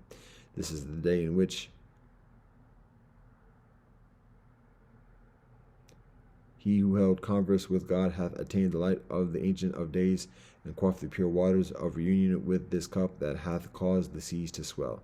Say, by the one true God, Sinai is circling around the dayspring of revelation, whilst from the heights of the sovereignty the voice of the Spirit of God is heard proclaiming, Bestir yourselves, ye proud ones of the earth, and hasten ye unto God. Carmel hath in this day hastened in longing adoration to attain God's court, whilst from the heart of Zion there cometh the cry, the promise is fulfilled. That which hath been announced in the holy writ of God, the most exalted, the Almighty, the best beloved, is made manifest. O kings of the earth, the most great law hath been revealed in this spot, the scene of transcendent splendor. Every hidden thing hath been brought to light by virtue of the will of the supreme ordainer, God, who hath ushered in the last hour, through whom the moon hath been cleft, and every irrevocable decree expounded. Ye are but vassals, O kings of the earth. God, who is the sovereign of sovereigns, hath appeared arrayed in God's most wondrous glory, and is summoning you unto God's self to help imperil the self-subsisting. Take heed lest pride deter you from recognizing the source of revelation, lest the things of this world shut you out as by a veil from God, who is the creator of heaven. Arise and serve God, who is the desire of all nations, who hath created you through a word from God, and ordained you to be for all time the emblems of God's sovereignty. By the righteousness of God, it is not our wish to lay hands on your kingdoms. Our mission is to seize and possess the hearts of men. Upon them the eyes of Baha are fastened. That this testifies the sovereignty of names, could ye but comprehend it. Whoso followeth his Lord will renounce the world and all that is therein. How much greater then must be the detachment of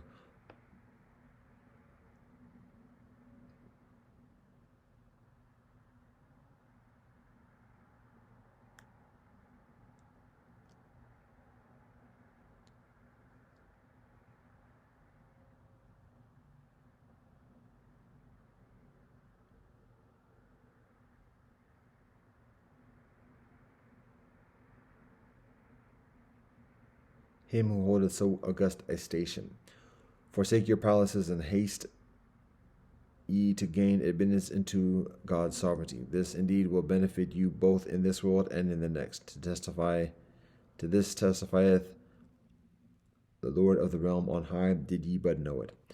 How great the blessedness that awaiteth the king who will arise to aid my cause in my sovereignty, who will detach himself from all else but me. Such a king is numbered with the companions of the crimson ark, the ark which God hath prepared for the people of Baha. All must glorify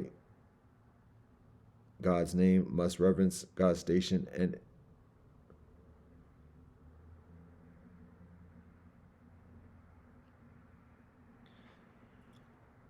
all must honor his name, revere his station, and aid him to unlock the cities with the keys of my name, the omnipotent protector of all that inhabit the visible and invisible sovereignties. Such a king is the very eye of mankind, the luminous ornament on the brow of creation, the fountainhead of blessings unto the whole world. Offer up, O people of Baha, your substance, nay, your very lives for his assistance. O Emperor of Austria, God who is the dayspring, he who is the dayspring of God's light, dwelt in the prison of Akka at the time when thou didst set forth to visit the Aqsa mosque. Thou passed him by and inquired not about him, by whom every house is exalted and every lofty gate unlocked. We verily made it a place whereunto the world should turn, that they might remember me, and yet thou hast rejected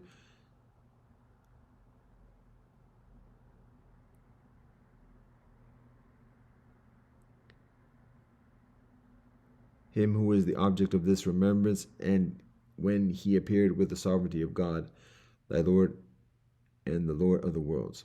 We have been with thee at all times, and found thee clinging unto the branch and heedless of the root. Thy Lord verily is a witness unto what I say. We grieved to see thee circle around our name, whilst unaware of us, though we were before thy face. Open thine eyes, that thou mayest behold this glorious vision, and recognize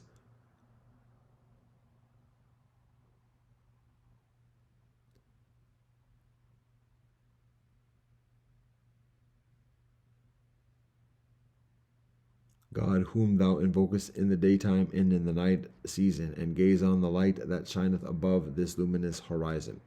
Say, O King of Berlin, give ear unto the voice calling from this manifest temple. Verily there is none other deity except God, the everlasting, the peerless, the ancient of days. Take heed lest pride debar thee from recognizing the dayspring of divine revelation, lest earthly desires shut thee out, as by a veil, from the Lord of the thrones above and of the earth below. Thus counseleth thee the pen of the Most High. God verily is the most gracious, the all-bountiful. Do thou remember the one whose power transcended thy power, and whose station excelled thy station.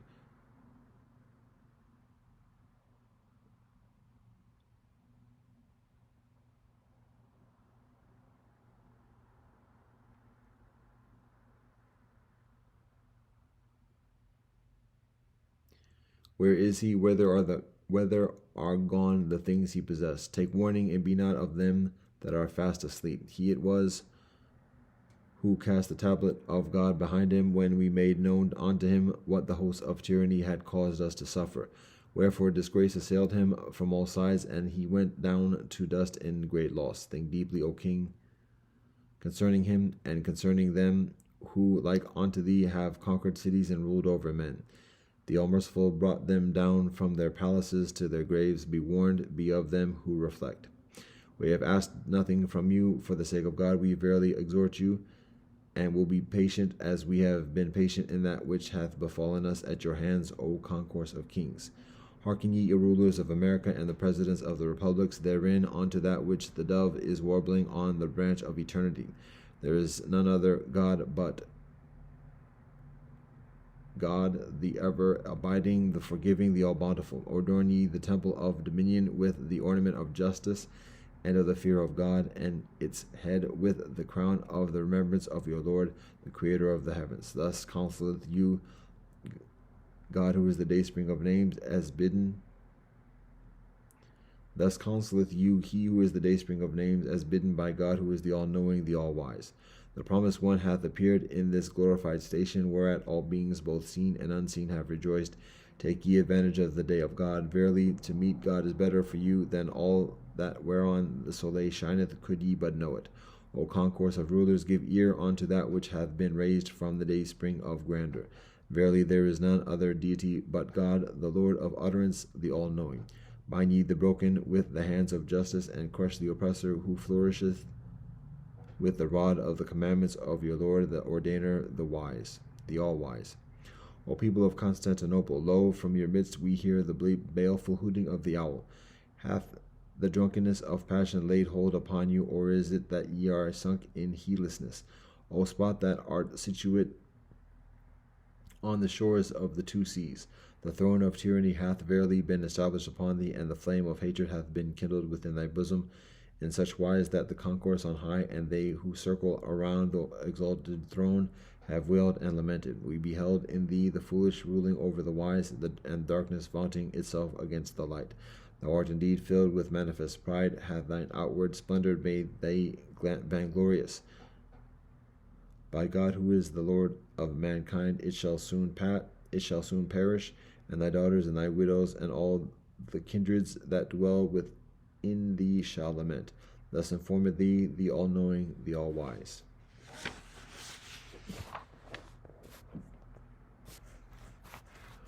O banks of the Rhine, we have seen you covered with gore, inasmuch as the swords of retribution were drawn against you, and ye shall have another turn. And we hear the lamentations of Berlin, though she be today in conspicuous glory. Let nothing grieve thee, O land of Ta, for God hath chosen thee to be the source of the joy of all mankind.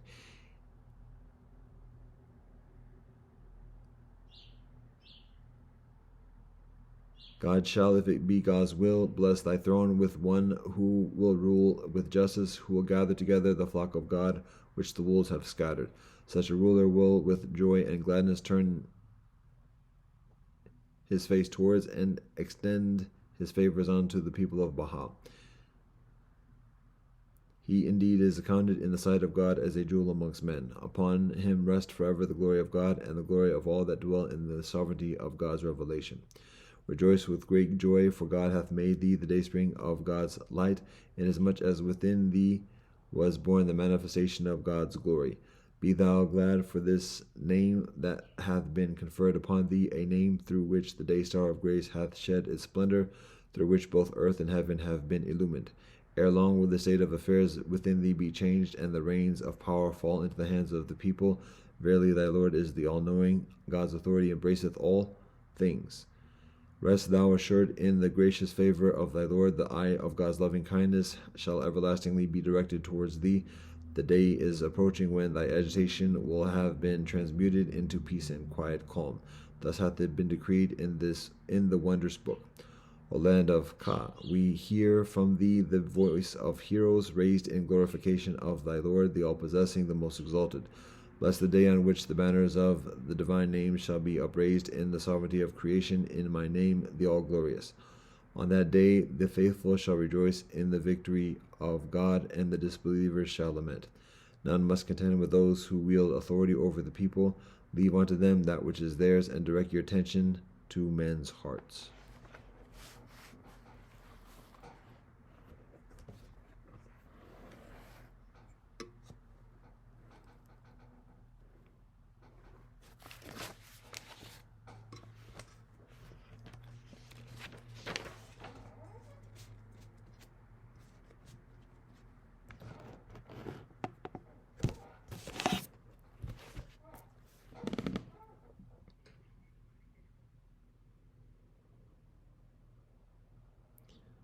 Alhamdulillah, Rahman Rahim, Allahu Akbar. Dao ka dao, fe chong dao, min ka min, fe chong min, ja, Rastafari. Deus noster quies in cele santo fekito nomen tuum, vahigu sanam. Baruch ata Elohim, Eloheinu melech haolam, asher kasanu b'mitzvotav v'tzivan l'asok b'dvarai Torah. Amen. Kyrie eleison, seva mastu savajagetehi, sabe sata b'avontu sukitata. Fagabiyam, aquaba upendo naamani, v'kyrie nesilami, chintadam peramen, libovmen, umejagam, umbud shabona fekitkam. Sheshem, Kamasunina Domo Arigato, Pilama Yellow Wakantaka, Taka Doka Shingun, Gomeligan. God, we thank you for all that you bless us. Ata Jamya Yata Afnami. Mado, Aho, Om Shanti Shanti Shanti. Amen.